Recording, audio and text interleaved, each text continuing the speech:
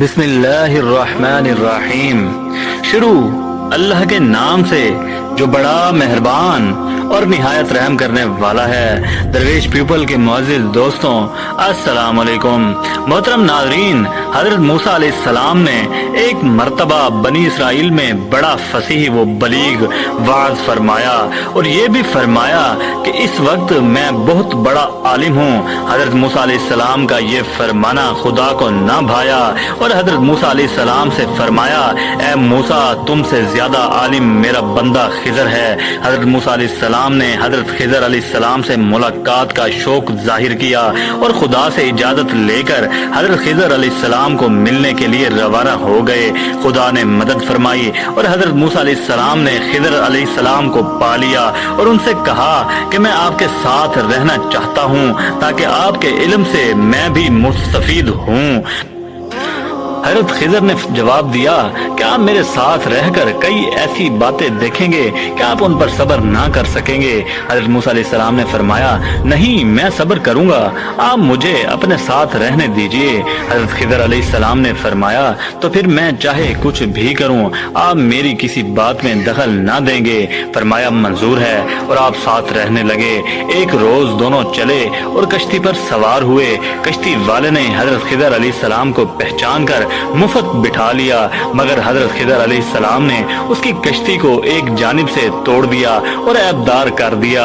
حضرت موسیٰ علیہ السلام یہ بات دیکھ کر بول اٹھے کہ جناب، یہ آپ نے کیا کیا کہ ایک غریب شخص کی جس نے بٹھایا بھی ہمیں مفت ہے، آپ نے کشتی توڑ دی۔ حضرت خضر علیہ السلام بولے، موسیٰ، میں نہ کہتا تھا کہ آپ سے صبر نہ ہو سکے گا اور میری باتوں میں آپ دخل دیے بغیر نہ رہ سکیں گے۔ حضرت موسیٰ علیہ السلام نے فرمایا، یہ مجھ سے بھول ہو گئی ہے، آئندہ محتاط رہوں گا۔ پھر چلے تو رستے میں ایک لڑکا ملا۔ حضرت خضر علیہ السلام نے اس لڑکے کو قتل کر ڈالا۔ حضرت موسیٰ علیہ السلام پھر بول اٹھے کہ اے خضر، یہ تم نے کیا کیا؟ ایک بچے کو مار ڈالا۔ حضرت خضر علیہ السلام بولے، موسیٰ، آپ پھر بولے، جائیے، میرا اور آپ کا ساتھ مشکل ہے۔ حضرت موسیٰ علیہ السلام فرمانے لگے، ایک بار اور موقع دیجئے، اب اگر بولا تو مجھے الگ کر دینا۔ چنانچہ پھر چلے تو ایک ایسے گاؤں میں پہنچے جس گاؤں کے باشندوں نے موسیٰ و خضر علیہ السلام کو کھانا تک نہ پوچھا، بلکہ انہوں نے کھانا طلب فرمایا تو انہوں نے انکار کر دیا۔ اس گاؤں میں ایک شکستہ مکان کی دیوار گرنے والی تھی۔ حضرت خضر علیہ السلام نے اس دیوار کو اپنے ہاتھ سے سیدھا کر کے مضبوطی سے قائم کر دیا۔ حضرت موسیٰ علیہ السلام نے دیکھا کہ یہ گاؤں والے تو اتنے بخیل ہیں کہ کھانا تک دینے کو تیار نہیں، اور یہ خضر اس قدر شفقت پر اتر آئے ہیں کہ ان کی گرنے والی دیواریں قائم کرنے لگے ہیں۔ یہ دیکھ کر پھر بول اٹھے کہ اے خضر، اگر آپ چاہتے تو اس دیوار کے کھڑا کر دینے کی آپ ان سے اجرت بھی لے سکتے تھے، مگر آپ نے تو مفت کام کر دیا۔ حضرت خضر علیہ السلام بولے، موسیٰ، بس، میری اور آپ کی جدائی کا وقت ہے، لیکن جدا ہونے سے پہلے ان باتوں کی حکمت بھی میں آپ کو بتا دوں۔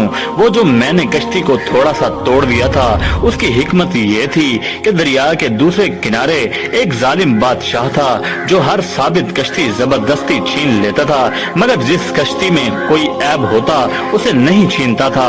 کشتی والے کو اس بات کا علم نہ تھا، میں اگر کشتی کا کچھ حصہ نہ توڑتا تو اس غریب کی ساری کشتی چھن جاتی، اور وہ جو لڑکا میں نے مار ڈالا اس کی حکمت یہ تھی کہ اس کے ماں باپ مسلمان تھے اور یہ لڑکا بڑا ہو کر کافر نکلنے والا تھا، اور اس کے ماں باپ بھی اس کی محبت میں دین سے پھر جائیں گے، تو میں نے ارادہ کر لیا کہ اس کے ماں باپ کو اللہ اس سے بہتر لڑکا دے، اور اسے میں نے مار ڈالا تاکہ اس کے ماں باپ اس فتنہ سے محفوظ رہیں۔ اور جو میں نے گاؤں میں گرنے والی دیوار کو سیدھا کر دیا، اس کی حکمت یہ تھی کہ وہ دیوار شہر کے 2 یتیم لڑکوں کی تھی، اور اس کے نیچے ان کا خزانہ تھا، اور باپ ان کا بڑا صالح تھا، تو رب کی یہ مرضی تھی کہ دونوں بچے جوان ہو جائیں اور اپنا خزانہ آپ نکال لیں۔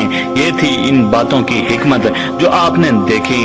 محترم ناظرین، دین کی باتوں میں ضرور کوئی نہ کوئی حکمت ہوتی ہے، اور آدمی کو علم کی تلاش جاری رکھنی چاہیے، چاہے وہ کتنا بڑا عالم کیوں نہ ہو۔ اور یہ بھی معلوم ہوا کہ اللہ کے مقبول بندے جس بات کا ارادہ کر لیں، خدا ویسے ہی کر دیتا ہے۔